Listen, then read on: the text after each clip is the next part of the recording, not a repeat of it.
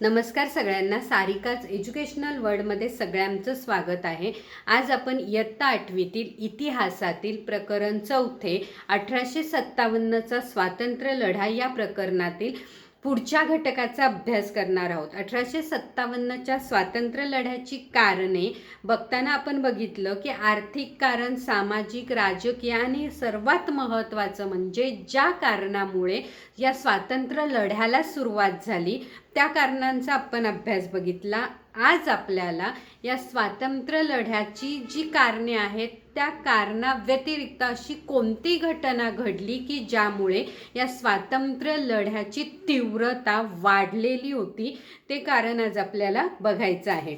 म्हणजे 1857च्या लढ्याचं महत्त्वाचं कारण होतं की भारतीय सैनिकांसाठी इंग्रजांनी एनफील्ड ही बंदूक आणलेली होती आणि त्या बंदुकाला म्हणजे त्या बंदुकांच्या काडतुसांना गायीची आणि डुकराची चरबी लावलेली होती। त्यामुळे आपोआपच भारतीय सैन्यांमध्ये असलेल्या हिंदू आणि मुस्लिम सैनिकांच्या धार्मिक भावना दुखावल्या गेल्या। त्याचा परिणाम असा झाला की ही चरबी लावलेली जी काडतुसे आहेत ती भारतीय सैनिकांनी वापरण्यासाठी नकार दिला।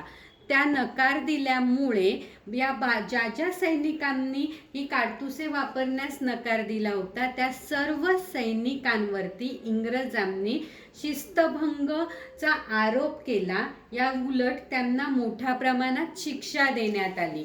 त्यामुळे इतर जे भारतीय सैनिक होते त्यांच्या मनामध्ये असंतोष वाढतच गेला आणि या अन्याय अत्याचाराला कुठेतरी विरोध करायला हवा या प्रेरणेतून बराकपूर छावणीतील मंगल पांडे या भारतीय सैनिकांनी इंग्रजांच्या अन्याय अत्याचाराला विरोध करण्याच्या हेतूने ज्या ब्रिटिश अधिकाऱ्यांनी सैनिकांवरती शिस्तभंगाचा आरोप केलेला होता त्या अधिकाऱ्यावरती गोळी झाडली।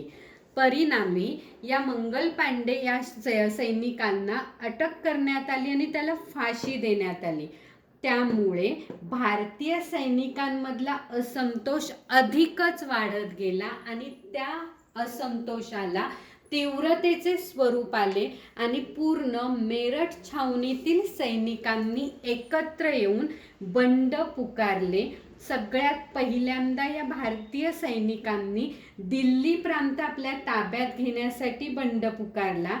म्हणजेच मेरठ ते दिल्ली पर्यंतचा जो जे वेगवेगळे प्रांत आहेत त्या सर्व प्रांतातील जनता ह्या मुघल बादशाह बहादूर शाह याच्या नेतृत्वाखाली या बंडामध्ये सहभागी झाली आणि हे बंड इतकं तीव्र होतं, इतक्या मोठ्या प्रमाणात सैनिकांनी एकत्र येऊन बंड पुकारलेलं होतं की त्यामुळे इंग्रज सत्तेला म्हणजे त्यांना त्यांच्या बळाचा वापर करता आला नाही किंवा ते दडपून टाकता आलं नाही। त्याचा परिणाम असा झाला की 12 मे 1857 रोजी भारतीय सैनिकांनी दिल्ली प्रांत आपल्या ताब्यात घेतला।